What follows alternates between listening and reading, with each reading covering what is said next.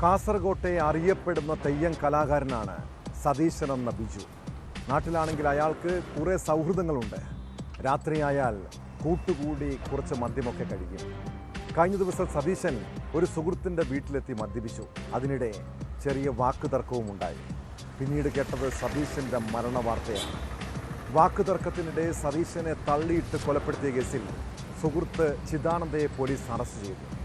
സംസ്കാര ചടങ്ങിൽ ചിദാനന്ദൻ പങ്കെടുക്കാതിരുന്നതാണ് സംശയത്തിന് കാരണമായതും പിന്നീടത് കൊലപാതകത്തിലേക്ക് വിരൽ ചൂണ്ടിയത്.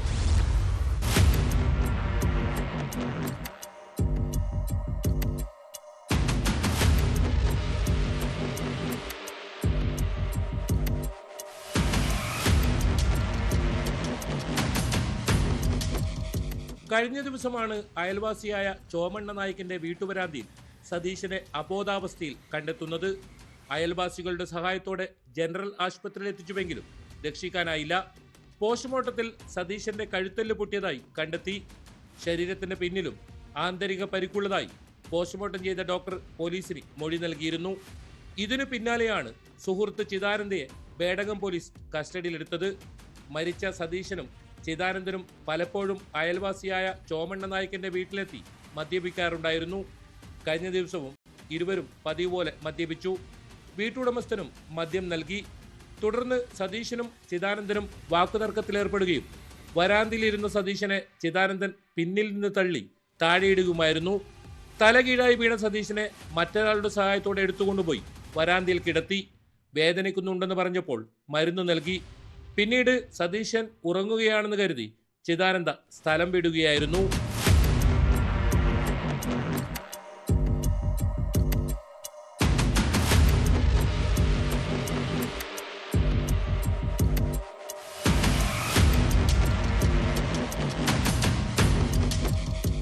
പോസ്റ്റ്മോർട്ടം നടക്കുമ്പോഴോ സംസ്കാര ചടങ്ങിലോ ചിദാനന്ദൻ പങ്കെടുത്തിരുന്നില്ല.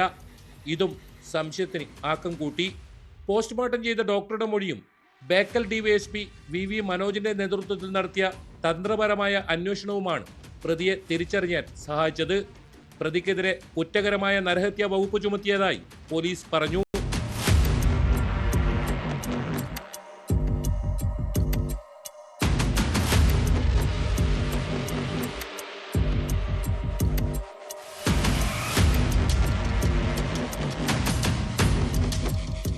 ന്യൂസ് 18 കാസർഗോഡ്.